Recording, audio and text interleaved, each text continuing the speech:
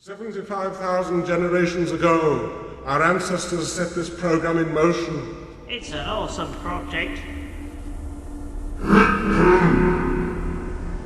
Deep Thought prepares to speak. Good evening. Good evening, O Deep Thought. Do you have An answer for you? Yes, I have. There really is one? There really is one. to everything? To the great question of life, the universe, and everything? Yes, And are you ready to give it to us? I am. Now? Now. Wow. Though I don't think you're going to like it. Doesn't matter. We must know it. Now? Yes, now. All right. Well? You're really not going to like it. Tell us. All right. The answer to everything, Yes? life, the universe, and everything Yes?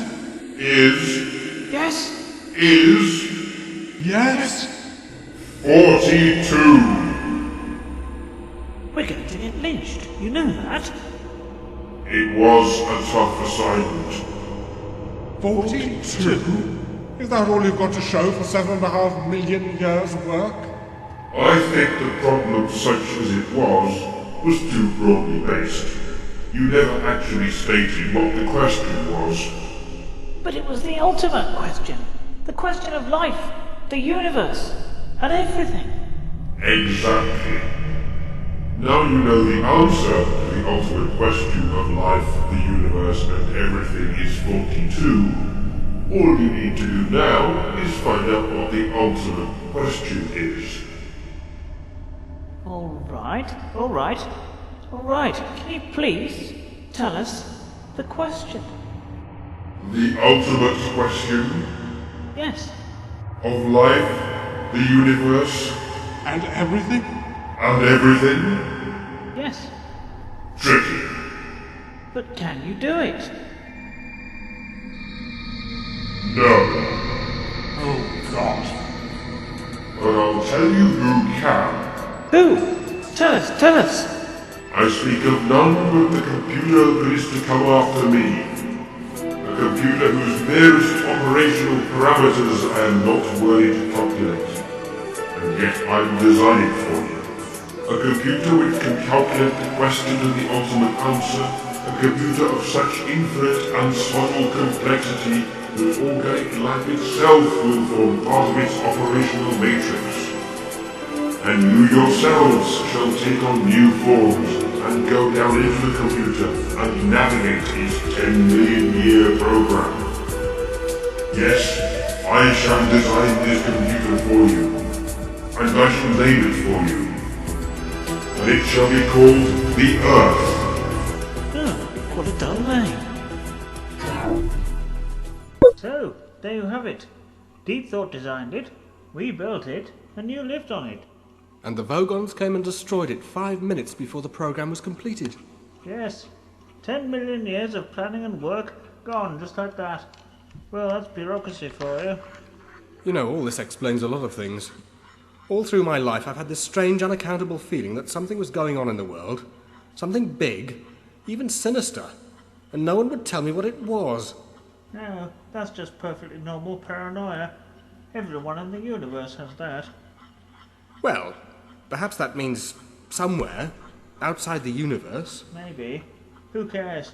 Perhaps I'm old and tired, but I always think that the chances of finding out what's really going on are so absurdly remote that the only thing to do is say, hang the sense of it, and just keep yourself busy. Look at me. I designed coastlines. I got an award for Norway. Where's the sense in that? None that I've ever been able to make out. I've been doing fjords all my life. For a fleeting moment they became fashionable, and I got a major award. In this replacement Earth we're building I've been given Africa to do. And of course I'm doing it all with fjords again, because I happen to like them. And I'm old-fashioned enough to think that they will give a lovely baroque feel to a continent. And they tell me it's not equatorial enough. What does it matter? Science has achieved some wonderful things, of course, but I'd far rather be happy than right any day. And are you?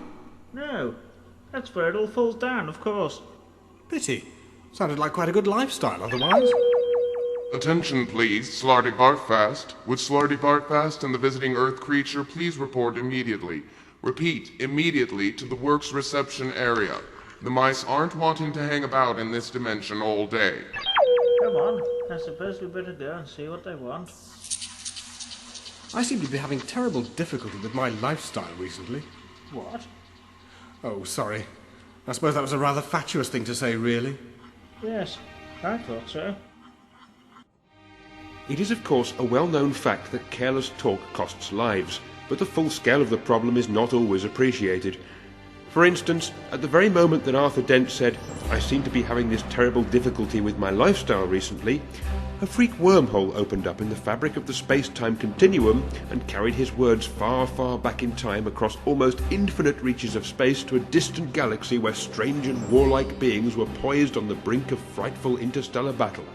The two opposite leaders were meeting for the last time, and a dreadful silence fell across the conference table as the commander of the Vlhurgs, resplendent in his black jewelled battle shorts, gazed levelly at the Gagoonfunt leader squatting opposite him in a cloud of green, sweet-smelling steam, and with a million sleek and horribly beweaponed star cruisers poised to unleash electric death at his single word of command, challenged the vile creature to take back what it had said about his mother. The creature stirred in his sickly broiling vapour, and at that very moment the words, I seem to be having terrible difficulty with my lifestyle recently, drifted across the conference table.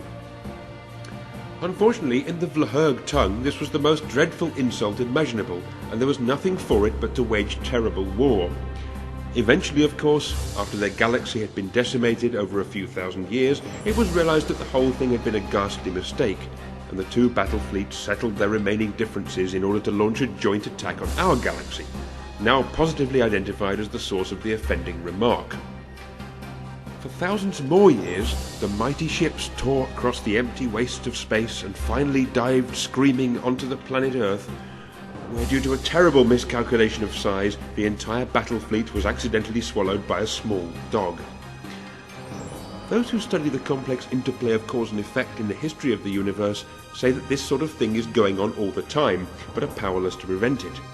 It's just life, they say. Meanwhile, Arthur Dent is about to discover the answer to the disturbing question posed in last week's instalment. Are his companions Ford, Zaphod and Trillian lying bleeding to death in a subterranean corridor, or have they merely slipped out for a quick meal somewhere?